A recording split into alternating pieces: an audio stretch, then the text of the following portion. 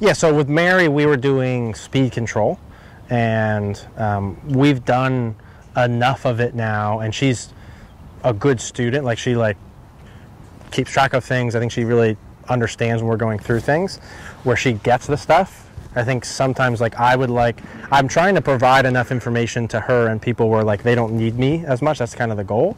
But there's the inevitable, I use the example a lot. It's old now, but I know what I'm supposed to eat, not eat, and I still don't. I'm not perfect at it. The work, whatever. So I think it's just a human thing. But so she kind of gets it, but needs a reminder sometimes, and the feels go away too, right? So speed control is off. And for her, it's really and for most people, it's a stroke length and tempo or acceleration rate thing. And there's loft where you hit in the face, there's other things, but those are the big ones for her. So we're going into, hey, let's realize why your speed's struggling. If it's short, long, short, long, short, long, short, long. It's one thing if it's short, short, short, short, short, long, long, long, long, but if it's short, long, short, long, short, usually there's an acceleration rate thing there, tempo thing, whatever.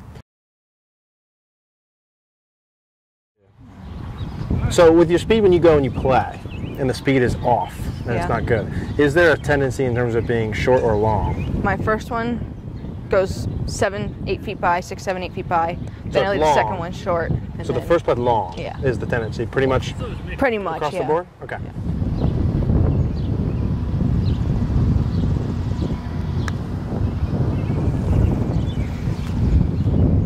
Okay, how about this third ball to the far right, top hole there, please?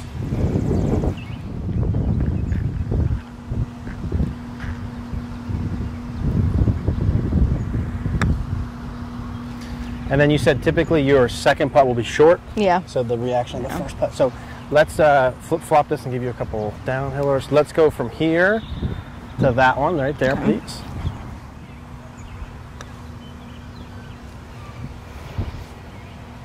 Okay. Now one more.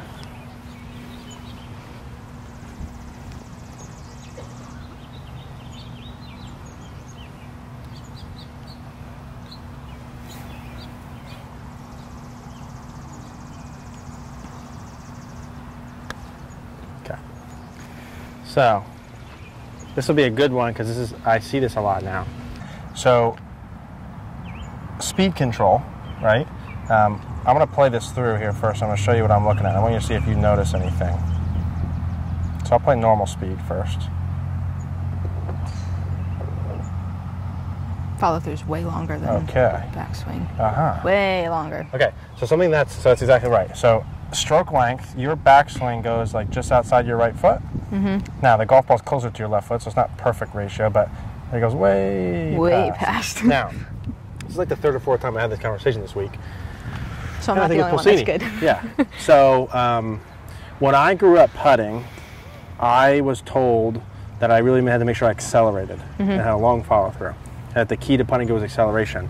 And then as I went and you learn more like that, I think the reality is when you actually measure that acceleration rate and watch people who are putt good, the best speed putters that I see aren't short back and really fast through. There's some people who have a short poppy stroke, sure, like some people.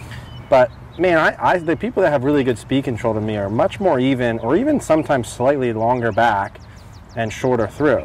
Not a lot of short back and push poppy through. Now, let's just think logically. If your miss is long too often, which is the same as the other people this has come up with, if I hit a 30-foot putt, and that 30, I'm just making up numbers here, and that 30-foot putt requires a 2-foot backswing, 2-foot long backswing, and I only take it back 1 foot, your brain is going to do one of two things, and usually both on the way through, right?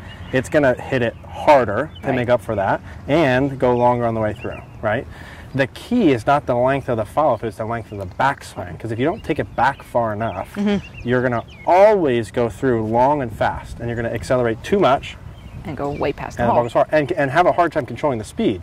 A sign of a good speed control putter isn't necessarily the perfect spot, even though that's the second part of it. It's that the circle of the golf balls is tight. So it's not short, long, short, long, short, long, short, long.